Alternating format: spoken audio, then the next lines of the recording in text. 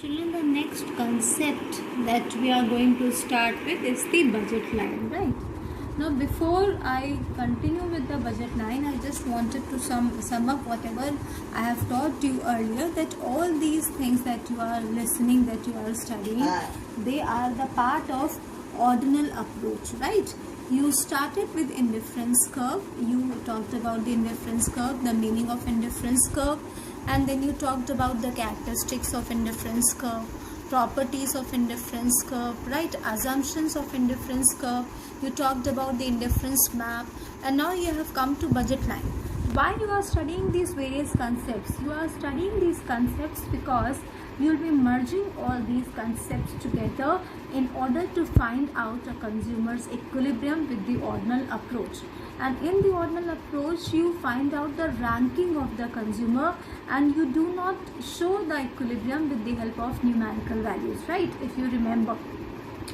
So what we can say, that indifference curve that you have seen earlier, they show the taste and preference of the consumer, because we were seeing the consumer is picking up the combinations of two goods, food and clothing. Any of the combination on any indifference curve, higher the indifference curve, higher the satisfaction, lower the indifference curve, lower is the satisfaction. So the combination, the consumer was picking up the bundle of two goods, and that was showing his taste and preference.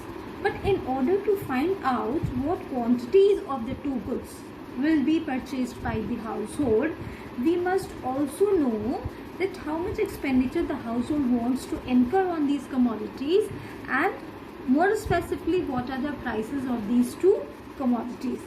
This information, that is how much expenditure the consumer is willing to do on the commodities, and what are the prices of these two commodities, this information, that is the expenditure, they enable us to draw a budget line of the consumer, right?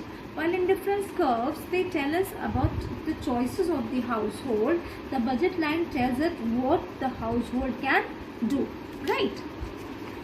Now, a budget line, we can define a budget line. A budget line shows various combinations of two goods that a consumer purchases with his given money income and at the given prices of the two goods. I repeat, a budget line shows various combinations of the two goods. So the combinations will be shown on the budget line also, but that he purchases with his given money. That means the money will be used over here, income will be used, and the prices of the two commodities.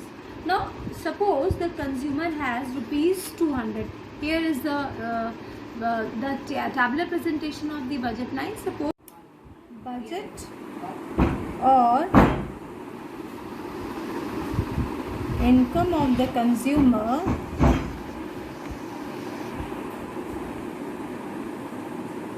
is rupees 200, right? We can take it up as an assumption also, that the income or the budget of the consumer is rupees 200, and the prices of two goods, the prices of two goods are given, right? The prices of two goods are given, and say price of food is rupees 20 per unit, and clothing rupees 40 per unit, right? So what did we see? That the budget or the income of the consumer is rupees 200. This is one of the assumptions also, that the budget or the income of the consumer is given and it is fixed, it will not change. The prices of the two goods are given, and they are food for 20 rupees and clothing for 40 rupees per unit.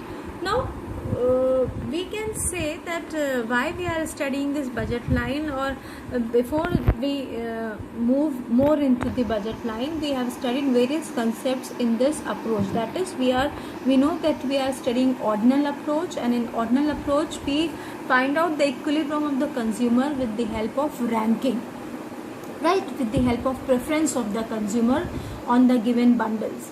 Now, we studied about the indifference curve, we studied about the indifference map. We studied about the properties of indifference curve. The assumptions are given, right? And then we have come up to the budget line. So what is the use of studying all these various concepts? The use of studying these concepts, that we are studying the different parts of an approach, and then we'll combine them together to study the equilibrium of the consumer, right? So we can say that a budget line shows various combinations of two goods. A budget line shows the various combinations of two goods that a consumer purchases with his given income and given prices of the two commodities. Now, why do we study budget line? Because the indifference curve, they show the taste and preference of the consumer. That is, in order to find out what quantities of the two goods, the taste and preference cannot decide the final purchase of a consumer. What quantities of the two goods will be purchased by the household, we must also know that how much expenditure the consumer wants to incur on these two commodities and what are the prices of these two commodities. This information, that is the how much expenditure the consumer is willing to incur on the two commodities and the prices of the two commodities. This information enables us to draw a budget line, right?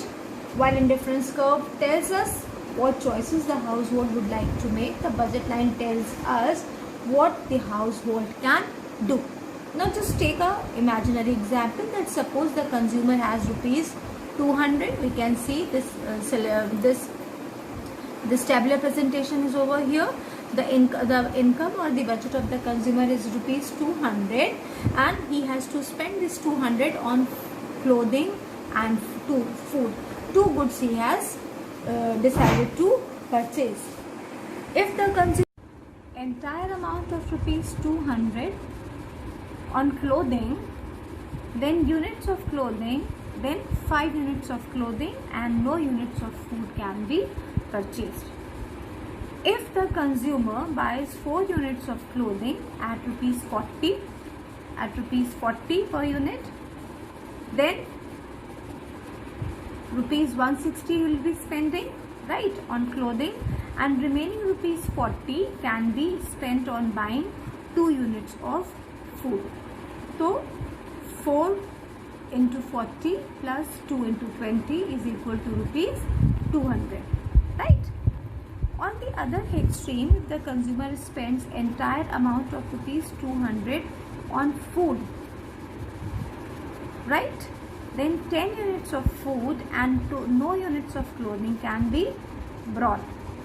These and several other combinations of food and clothing are shown in the table, right? You can see that first combination shows 5 units of clothing and none of food, that equals to rupees 200. Then he changes the combination. He wants to have both 4 units of clothing with 4 into 40, that is rupees 160, plus 2 units of food, 2 into 20, 40, that is 160 plus 40 is equal to rupees 200. Then 3 units of clothing means 3 into 40, 3 into 40 is 120, plus 4 units of clothing, 4 into 20 is equal to 80. And this is how various combinations are shown on the table, and they show the complete expenditure of the consumer, that is equal to the budget of the consumer. Now these combinations, they represent the maximum amount, right? The maximum amount that can be purchased with an expenditure of rupees 200 at the given prices of food and clothing. The units of food are, now we will be showing this entire phenomena on a budget line. Various combinations of food and clothing are plotted from the table. Now these points trace a downward sloping line. You can see that these points, they trace a downward sloping line starting from 0 units of food. Now 0 units of food and 5 units of clothing, right? As you have already seen the table, 0 units of food and 5 units of clothing, and with 10 units of food, right, and 0 units of clothing, right? 10 units of food and 0 units of clothing.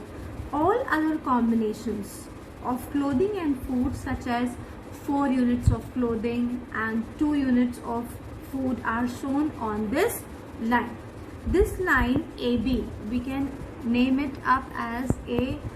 Budget line, we are naming it as AB, is called the budget line or price line. Alright, we can term it as budget line or price line.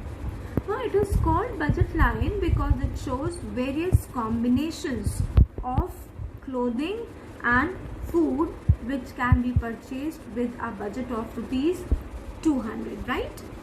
It gives with given prices of the two commodities, right? Now a budget line shows various combinations of two commodities which can be purchased with a given budget and given prices of the two commodities. This is how you can define it. A budget line shows various combinations. We can see the combinations over here of two commodities, clothing and food, which can be purchased with a given budget and given prices of the two commodities. A budget line is a negatively sloping line. You can see that downward sloping line because if the consumer wants to purchase more amount of one commodity, here in this case food, or right, so he or she has to sacrifice some amount of the other commodity, right, in order to make it a downward, in order to maintain the satisfaction of the consumer and manage within the given budget, right? So if she wants to purchase one more unit of clothing, she has to give up 2 units of food, right? We can see over here that as the consumer is increasing the amount of clothing over here from 1 to 2, he is sacrificing 2 units of food. From 2 to 3, he is sacrificing again 2 units of food. From 8 to 6, and so on, right? So as the consumer is increasing the amount of clothing, he is sacrificing 2 units of food for every successive unit of clothing. Now the slope of the budget line, depends on the prices of the two commodities, right? In particular, we can say the slope of the budget line is equal to the price of X upon price of Y, where price of X is the price of commodity shown on X axis, that is food in this case, right? And price of Y is the price of commodity shown on Y axis, that is clothing in this case, right? So the main properties of budget line, we can say over here, is the first is it is a negatively sloped line, right? What we can say, the first property of budget line, it is a negatively sloped line, right? Negative sloped, right? First property of budget line. Then second is the slope of the budget line is equal to the, it is equal to the price ratios of two commodities. All right, then it is a straight line, as we assume, right? It is we can say it's a linear approach, as we assume the given prices of the two commodities while we are drawing it, because it is one of the assumptions, it is based on assumption. So it is a straight line, a linear line, otherwise the prices will fluctuate and it would have been a fluctuating, it would have been a curvy line, right? So it is a straight downward sloping line, right? Alright children, so now we have come to the we have come to the summing up of this chapter, and we are trying to study the consumer's equilibrium through this approach, that is indifference curve approach, by summing up all the concept that we have studied till now, right? So we can explain consumer's equilibrium with the help of indifference curve approach, and we can say that a consumer attains her equilibrium or his equilibrium when she maximizes her total utility given her income or his income and prices of the two commodities. That is what you have seen on the budget line, that the income of the consumer is given and the prices of the two commodities are given.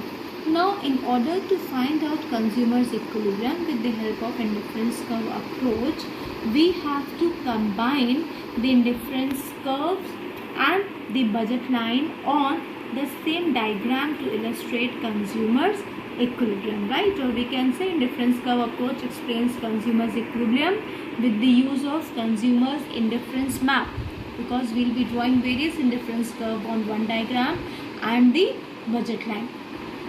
Now, in order to find out the consumer equilibrium, we need to have two conditions that must be fulfilled for the consumer to be in equilibrium. Now, the condition 1 is, says that MRS, marginal rate of substitution of X for Y, is equal to price of X upon price of Y, right? This is a necessary but not sufficient condition for equilibrium. It is a necessary but not a sufficient condition for consumer's equilibrium. What is more, the second condition which is also there, that the indifference curve, the IC curve, should be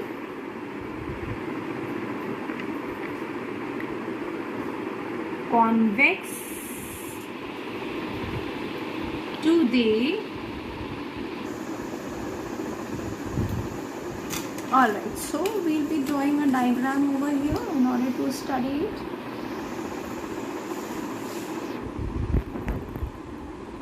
Now, this equilibrium cannot be studied on a single indifference curve. We have to draw an indifference map over here, because we already know that different indifference curves, they show different levels of satisfaction, right? So we have to find out different levels, and we know that whenever we are studying a equilibrium, we have to see the situation before the equilibrium and the conditions after the equilibrium also. That is the restoration of equilibrium we also study every time we are studying the equilibrium. Now, suppose in order to just make a right diagram, I am drawing a budget line over here. This is your budget line, alright. Otherwise, you have to draw a tangent budget line, right? So, how do you draw the budget line tangent? You have already studied in elasticity also how you draw a tangent over there, right? I will be drawing an indifference curve. I will be just taking the locus of the indifference curve. This is the locus.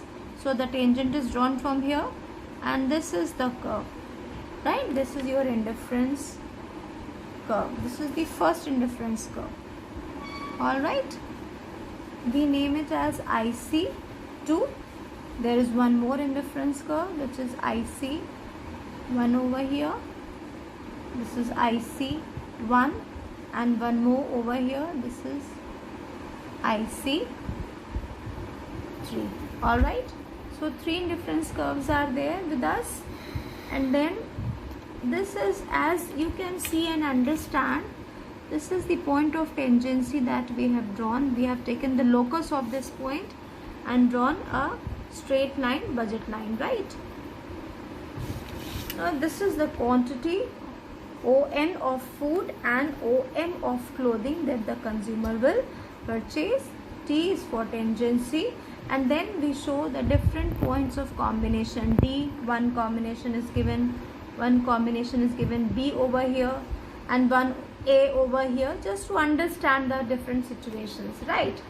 And this is we term as consumers equilibrium, right? Now we'll study how it happens, right?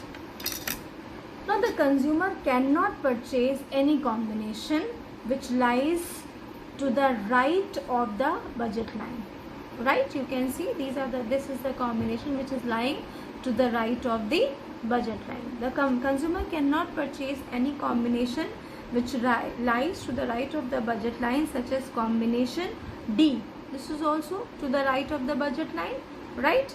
D, because it is out of his or her reach. We already know that the consumer has to be within his limit, and that is 200 rupees. So we have already been through all these concepts, that any combination which is lying outside the purview of the boundary of the budget line, that combination is not attainable. Similarly, this combination D, which is lying to the right of the budget line, is an unattainable point because it is out of his reach. It is out of the budget of the consumer with the given income and with given prices of the two commodities. So this combination, or we can say any combination which is lying to the right of the budget line, this is your budget line. You can see a negatively sloped line. This is your budget line. Any combination which is lying to the right of the budget line is an unattainable combination. On the other hand, any combination inside the budget line, right, such as combination A, right, is within his reach.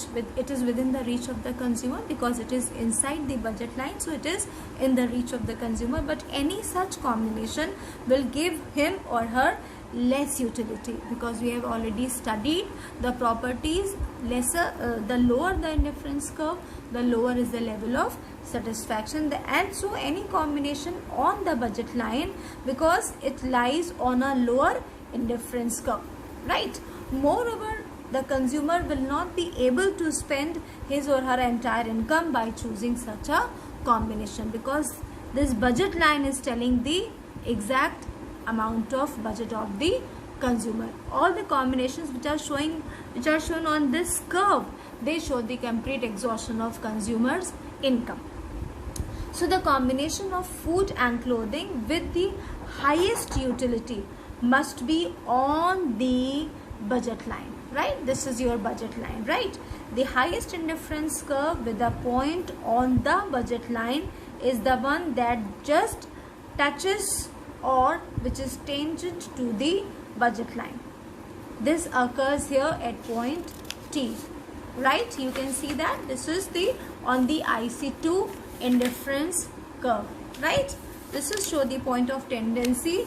It is the point that is the highest level of utility or the highest indifference curve that the consumer can achieve subject to the budget constraint. It is the combination of OM of clothing and ON of food that the consumer purchases, right? Then at the point of tangency, that this is the point, the slopes of the price line, this is the slope of the price line, and the slope of indifference curve. We have already studied the slopes, right? The slope of the price line and the slope of the indifference curve, they are equal. This is the condition which is fulfilled over here. Marginal rate of substitution of x for y is equal to price of x upon price ratios of the two commodities. You can see the first condition is fulfilled over here, right? The slope of the indifference curve shows the marginal rate of substitution, and that is MRS between the two goods, right? And then the slope of the budget line shows the ratio between the prices of the two commodities. Is that clear? And then the condition of the consumer's equilibrium is that MRS is equal to price ratios of the x and y, price ratios of the two commodities, or MRS of xy is equal to price of x upon price of y. At the same time, MRS xy should be decreasing. MRS xy should be decreasing at the equilibrium, that is the IC curve should be convex to the origin, right? So a utility maximizing consumer, given her income, that is rupees 200, right, and taste and preference and prices of goods, price of X and price of Y, you already know, will attain her equilibrium when marginal rate of substitution, this line shows the marginal rate of substitution, right, or the slope of the curve is showing, the slope of the budget line is showing the price ratios of the two commodities, and the slope of the curve is showing the marginal rate of substitution. So the marginal rate of substitution between two goods is equal. That is, here is the point where both of the slopes, they are equal to each other over here at T point, that is the point of tangency between two goods, is equal to the price ratios of the two commodities, that is indifference curve, which the consumer can attain under the given situation. This is how the indifference curve proves the equilibrium of the consumer, right? So let us see once again, just summarize the entire diagram.